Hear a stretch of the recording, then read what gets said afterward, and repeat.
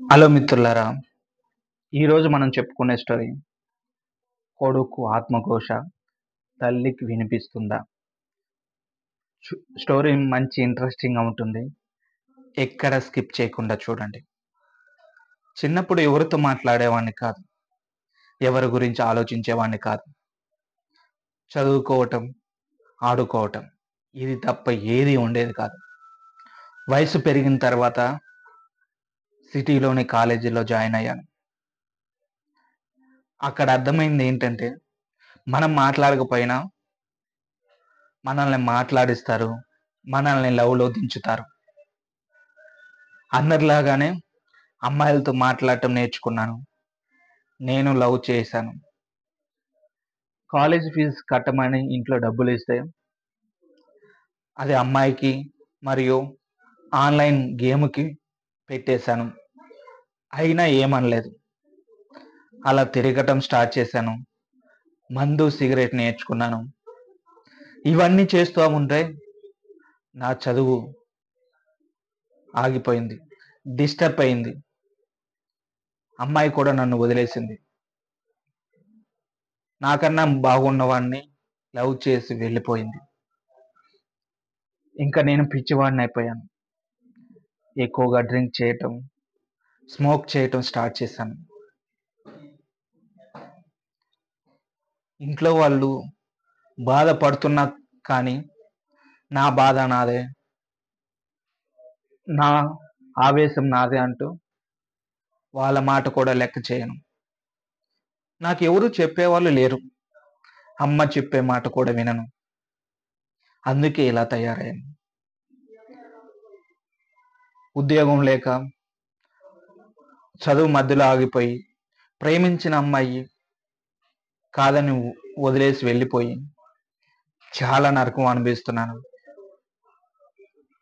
ఈ నరకం ఉండకూడదని, చస్తే ఎవరికి ఏ బాధ ఉండవదని, చావాలని నిర్ణయించుకున్నాను. అమ్మా నాన్నలతో ఆ రోజు హ్యాపీగా గడిపాను. వాళ్ళకి అనుమానం రాకుండా చేశాను. వాళ్ళ రూమ్‌లో వాళ్ళు పడుకున్నారు. నా రూమ్‌లో నేను పడుకున్నాను. మిడ్‌నైట్ వరకు ఫోన్ చూస్తూ ఉన్నాను. వాళ్ళిద్దరు వాళ్ళ రూమ్‌లో గాఢంగా నిద్రపోయారు. నేను అనుకున్నది స్టార్ట్ చేయాలి. చేసుకోవాలా వద్దా? చేసుకోవాలా వద్దా? అని చాలా ఆలోచించాను. ఇంక ఒక్కసారిగా చేసుకోవాలి అని నిర్ణయించుకొని, నా రూమ్‌లో ఉన్న ఫ్యాన్‌కి అమ్మ చీర కట్టేసి, కొంచెం సేపు ఆలోచించి, నేను దానికి వేలాడాను. అమ్మా! అమ్మా! అమ్మా! అంటూ ఎన్ని ఆర్తనాదాలు పెట్టినా, నా వాయిస్ అమ్మ వరకు పోలేదు. ఎందుకంటే, అప్పటికే ఆ వాయిస్ గొంతులో ఉండిపోయింది. నేను నొప్పితో బ్రతకాలి, అమ్మని తలుచుకొని బ్రతకాలనిపించింది. కానీ, అప్పటికే నా ప్రాణం సగం పోయింది. ఎంత ట్రై చేసినా బ్రతకలేదు. మార్నింగ్ అమ్మ లేచింది. తెల్లారగానే ఫ్యాన్‌కి వేలాడుతున్న నన్ను చూసి, నేనెంతగా అరిచానో, నేనెంతగా ఏడ్చానో, అంతకన్నా ఎక్కువగా ఏడ్చింది. అప్పటినుంచి ఏడవటం స్టార్ట్ చేశాను. ఎంతగా అంటే అంతగా, ఎంత గట్టిగా అంటే అంత గట్టిగా. నా ఫోటో పట్టుకొని ఏడుస్తూ ఉంటుంది. నాకిష్టమైనయన్నీ చేసి పెడుతూ ఉంటుంది ఫోటో దగ్గర. నేను ఎంత మాట్లాడినా, ఏం చేసినా అమ్మ చుట్టూనే తిరుగుతున్నాను. కానీ నేను అమ్మకి కనిపించను. అమ్మ నాకు కనిపిస్తుంది.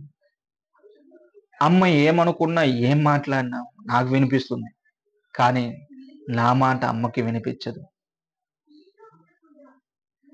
ఎంతో తినాలనుకున్నాను. ఎంత చేసినా ఒకప్పుడు తినటానికి ఎంత ఉన్నా కూడా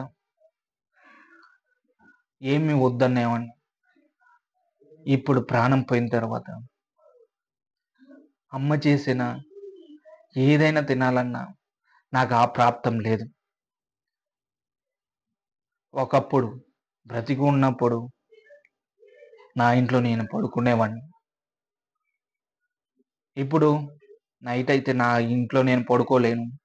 ఎక్కడో చెట్ల మధ్యలో ఊరి చివర పడుకుంటున్నాను. నా ఇంట్లోకి కూడా నాకు ప్రవేశం లేదు. ఇది నేను చేసిన తప్పు.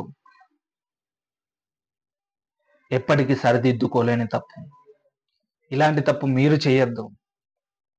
అమ్మని బాధ పెట్టొద్దు. ఈ స్టోరీ మీకు నచ్చినట్లయితే లైక్ చేయండి, షేర్ చేయండి. ఇలాంటి స్టోరీల కోసం మన ఛానల్ని సబ్స్క్రైబ్ చేయండి.